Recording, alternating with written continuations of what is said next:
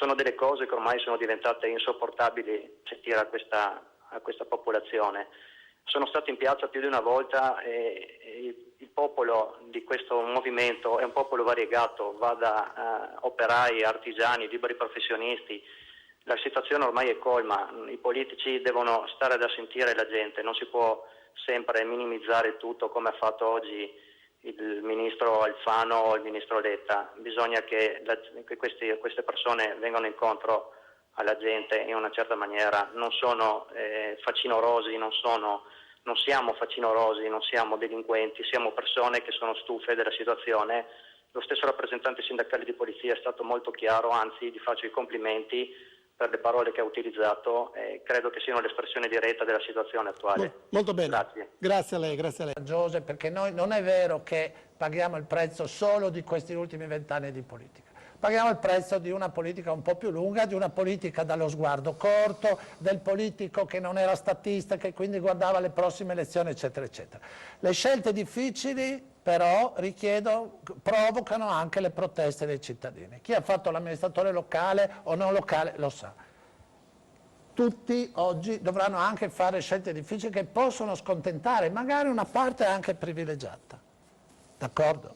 Perché o si fa quello e si redistribuisce, ma sapendo che scontenti qualcuno, oppure non arriva in fondo. Perché la ricetta di riuscire a fare in modo che tutti siano contenti, beh, questo peccato che queste però rimangano parole, basta. Chiedo scusa, innanzitutto credo, almeno da parte mia, ma a sentire nessuno ha detto che è tutto da buttare via, consigliere. Anzi, lei adesso è passato a fare il consigliere. Oggi se facesse il sindaco credo che avrebbe più coraggio che fare il consigliere, perché oggi fare il sindaco con questa legge di stabilità anche a voi, anche i sindaci sono un po'... Ho fatto fino all'altro ieri. Ha fatto carriera, però voglio dire, adesso il sindaco 25 anni che amministra la cosa pubblica lei, 25 anni che amministra la cosa pubblica. E oggi hanno votato, sì, ho capito. E oggi avete proposto 30.000 euro in più per la Serracchiani per fare i viaggi nella regione. Complimenti. 30.000 euro per andare in giro a fare la consulente di Renzi. 30.000 euro per la consulente di Renzi. Questo è il populismo che non serve a nessuno. Sì, serve solo a accontentare qualcuno che ascolta. Se la Serracchiani va a Roma a trattare i problemi di questa regione, non sono quei 30.000 euro lì che ci Democratico, anzi. Va bene, allora velocemente perché c'è volevo concludere. Il problema è che poi bisogna scontentare qualcuno, perché non possiamo accontentare. Io però vorrei dire perché continuiamo a scontentare quelli che sono già in una crisi pazzesca. Io gli ho portato dei numeri della polizia, io parlo di polizia ma dico forze dell'ordine. Se non capiamo che investire in sicurezza significa non spendere dei soldi per niente, cioè la sicurezza è uguale democrazia. Se sicurezza, sanità e scuola non vengono potenziati non andiamo da nessuna parte. Bene, punto. Padrone. Io direi per concludere insomma che abbiamo assistito anche questa sera, no? Un po' di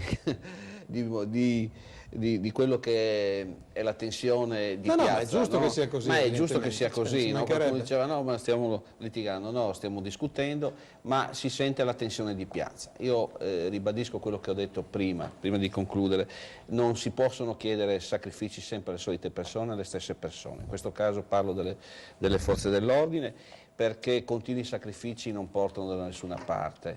E quindi io direi insomma che se quello che dicevo, la sicurezza è il pilastro della democrazia, e quindi al di là di quello che è il politico di turno a noi ci interessa poco, cerchiamo di mantenere la legittimità delle dimostrazioni, vorremmo che le manifestazioni si svolgessero, qualsiasi sia, ripeto, il colore politico, ma con una determinazione, con una legalità, quindi la destra va in piazza e dimostra, la sinistra va in piazza e dimostra. L'importante è che quelle famose frange di cui si iniziava a inizio di trasmissione non danno credito, che poi sono pochi, rovinino quello che è la possibilità di dimostrare. Quello è la democrazia vera. Allora, cerchiamo, io credo, e concludo, cerchiamo di investire in sicurezza. Benissimo, bisogna trovare, non i è un soldi, costo. bisogna trovare i soldi però.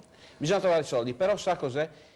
Non si trovano mai per le stesse persone. Poi vengono fuori che comprano gli F-35, comprano le navi da guerra, si aumentano gli stipendi. Ecco perché poi c'è la critica, lo scontro qui dentro in studio, perché poi effettivamente la gente vede che o per un motivo giusto o per un altro motivo non giusto, a quello gli danno 20-30 mila euro in più e a me non li danno. E allora un'equità, un'altra soluzione, cioè bisogna cambiare, una volta bisogna fare, prima di fare l'Italia bisogna fare gli italiani. Anche la trasparenza delle decisioni sarebbe un bel valore aggiunto verso la sicurezza.